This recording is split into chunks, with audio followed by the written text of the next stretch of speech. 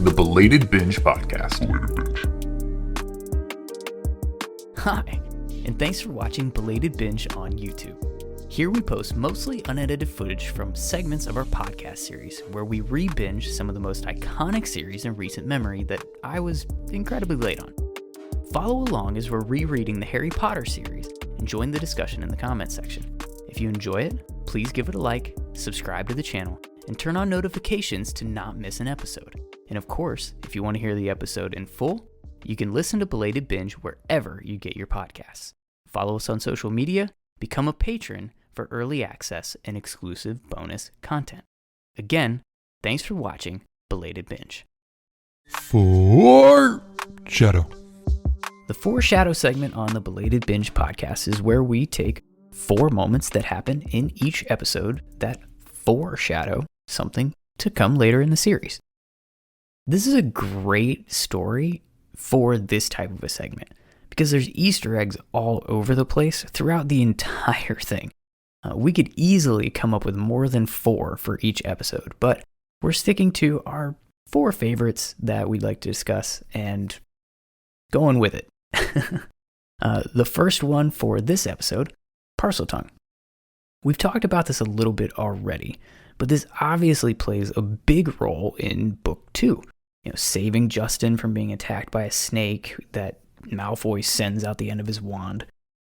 But, of course, he's seen as evil by everyone who witnessed this and is claimed to be the heir of Slytherin, and everybody's afraid of him the entire time when, honestly, he was just trying to help out by telling the snake to leave him alone. But, alas, also throughout the book, he's hearing the basilisk around the school as it's slithering through the pipes.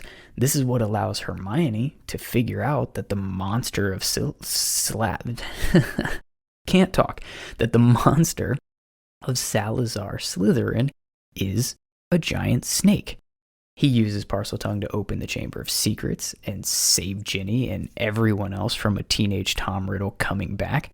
It's also how he understands the Gaunt memory in book 6, how he opens the locket horcrux in book 7, how Ron somehow also mimics his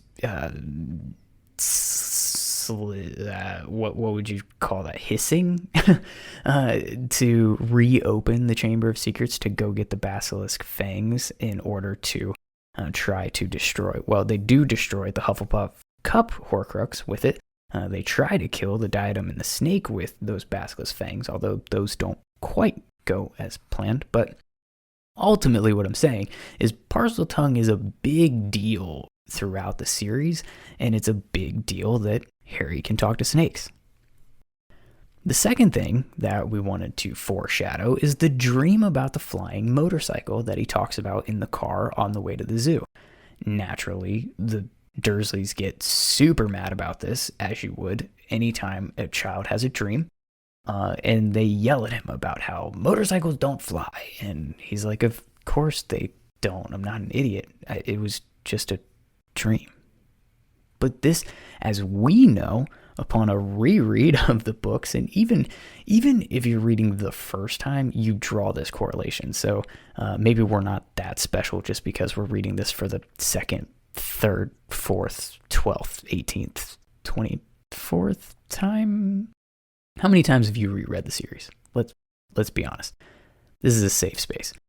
But this is his brain remembering flashes of the night that he was dropped off at the Dursleys by Hagrid, right after his parents were murdered. That's the green light part of the dream. It's also the first clue that we get that Harry's dreams are going to be a vessel of information, not only for Harry, but also to us as readers throughout the series. It does not do to dwell on dreams, unless, of course, they allow you to save your best friend's dad from a snake attack. Foreshadow number 3. The strangers recognizing him. This is kind of just a small snippet of exposition, a little bit of information of Harry just thinking back on things that have happened to him as a kid growing up. A little nudge that we get to, hey, this kid is special. And that's exactly what it serves as a foreshadow. Like, it's literally the whole purpose of putting this into the chapter is for foreshadowing. It's the first hint that Harry Potter is actually famous within the wizarding world. And when he gets to the wizarding world, he's going to have this non-stop. Good and bad. From savior to villain. From champion to punching bag. From chosen one to undesirable number one and beyond. Everyone stares at the boy who lived in that lightning bolt scar on his forehead. He's in the history books before he hits puberty, for heaven's sake. Foreshadow number 4. The wish for an unknown relative to come take him away. Oh, how close this wish is to being true. And by the way, hasn't everyone, maybe it says a lot about the way that you grew up, perhaps more fiscally than anything else. But I imagine just about everybody has had this thought, unless they grew up just incredibly wealthy. I wonder if I have a rich uncle or a rich aunt or a rich grandparent somewhere that is just going to leave me some inheritance that I have no idea about, but it's just going to make me rich and I'll never have to, work for a living. Doesn't every kid have this thought? Maybe not to the extremes that Harry is having, or for the same reasons that Harry is having these thoughts, because Harry's got it rough. But he's not nearly as far off as the rest of us are, to be honest. We're about to run into Hagrid, who's going to become, in some ways, a father figure, some might say. Ultimately, it's more of a big brother or a crazy uncle figure in his life. But he's about to bust down the door, throw Harry's whole life for a loop, tell him that he's a famous wizard with a vault full of gold and a destiny ahead. Also, you're going to have to murder a serial killer before your 18th birthday. No pressure. That concludes our 4 foreshadow moments from Chapter 2 of Sorcerer's Stone, The Vanishing Glass, leading us into our game of inches.